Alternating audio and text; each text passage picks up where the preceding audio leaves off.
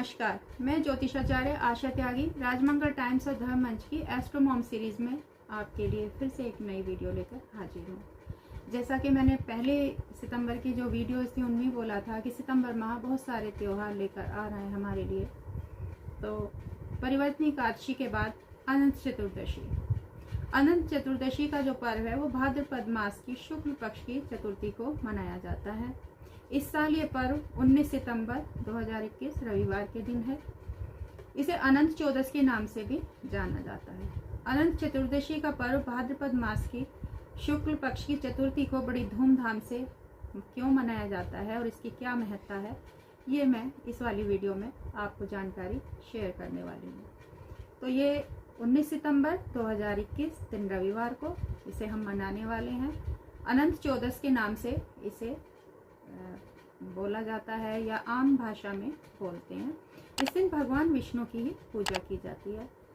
ऐसी धार्मिक मान्यता है हमारे ग्रंथों में कि इस दिन व्रत रखकर विष्णु जी को एक अनंत सूत्र बांधने से सारी बाधाओं से मुक्ति मिलती है।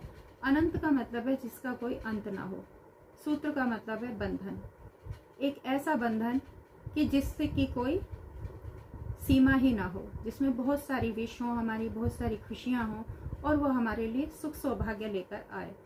तो इस दिन इस अनंत सूत्र को बांधने से हमें जो भी हमारी विश होती हैं वो पूरी होती हैं, जिस किसी काम में कोई बाधा है वो दूर होती है। ये अनंत सूत्र कपड़े या रेशम का बना हुआ होता है।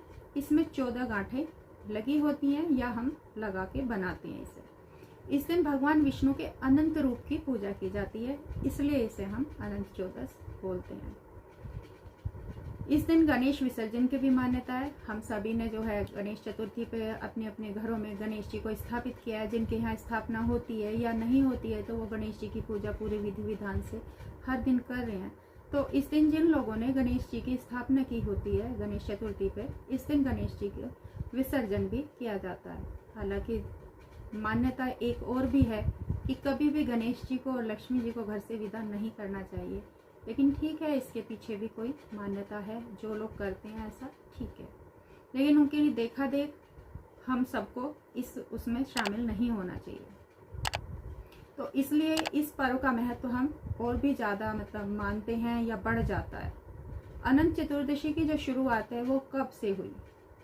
ग्रंथों में इसका जिक्र है कि ये महाभारत काल से हुई और पौराणिक मान्यता ये है कि इस दिन भगवान विष्णु ने सृष्टि की शुरुआत में 14 लोक, क्योंकि 14 गांठें इस दिन लगाते हैं हम, तो 14 लोकों तल, अतल, वितल, सुतल, तलातल, रसातल, पाताल, भू, भुवै, स्व, जन, तप, सत्य और मह की रचना की थी।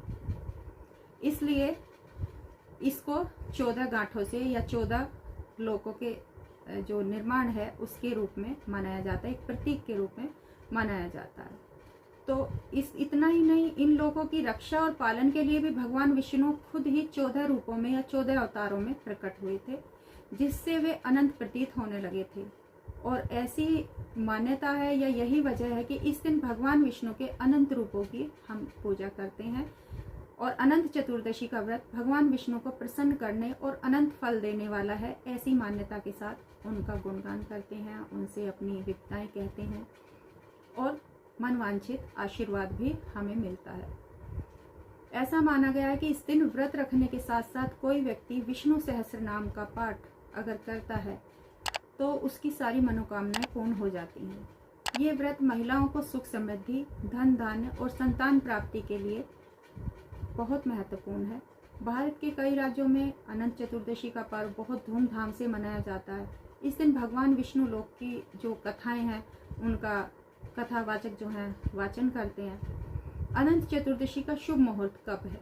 इस साल अनंत चतुर्दशी पूजा का मुहूर्त 19 सितंबर 2021 सुबह 6:07 से शुरू होगा और अगले दिन यानी 20 सितंबर 2021 को सुबह 5:30 तक रहेगा।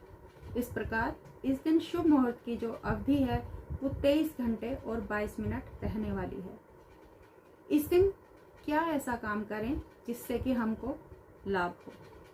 अनंत चतुर्दशी के दिन भगवान विष्णु को कमल का पुष्प अर्पित करें, उसके साथ में पीले फूलों से तो हमेशा गणेश जो हम पूजा करते हैं विष्णु जी की, गणेश जी की पूजा करने के बाद विष्णु जी को भी पुष्प अर्पित करें। पीले रंग के पुष्प उसमें खासकर रखने हैं, लेकिन कमल का पुष्प 1 कप पुष्प कम से कम, कई लोग तो 108 कमल की जो पुष्प की माला है वो भी भगवान विष्णु को अर्पित करते हैं।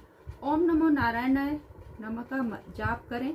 भगवान की पूजा के बाद जरूरतमंदों को भोजन कराएं। यदि आपको कोई भी विष्णु मंत्र याद है, उस मंत्र की 1, 3, 5 माला आप कर सकते हैं। अनंत चतुर्दशी के दिन व्रत रखने वाले व्यक्ति को सूर्योदय के समय से अगले दिन सूर्योदय के समय तक व्रत रखने का विधान है। अनंत चतुर्दशी के दिन बुजुर्गों की सेवा करने से लाभ होता है। हालांकि मेरा मानना है कि बुजुर्गों की सेवा अगर हर दिन की जाए, किसी खास दिन को उसका वो ना बनाया जाए, तो हमें किसी भी परेशानी का सामना करना ही ना पड़े। लेकिन इस दिन खासकर ध्यान रखें, आपके आस में पड़ोस में कोई जानकारी में ऐसा परेशान बुजुर्ग है जिसे आपकी मदद की ज़रूरत है, तो ज़रूर उनकी मदद करने की कोशिश करें। इस दिन उन्हें कोई चांदी का उपहार देना और भी फलदायी होता है। इस दिन बुजुर्गों से आशीर्वाद लेकर धागा बनाकर पहनने से भी जीवन में लाभ होता है। उस धागे में 14 गांठ लगानी चाहिए।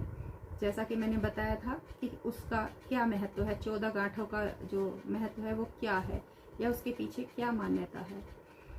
तो अगर शादी में किसी की दिक्कतें आ रही हैं तो ऐसे लोगों को और भी ये व्रत जो है बहुत ज़्यादा फलदायी होगा।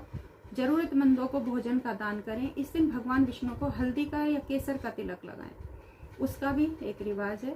इतना ही नहीं, इस दिन विष्णु जी की पूजा से कर्ज का बोझ भी उतर जाता है।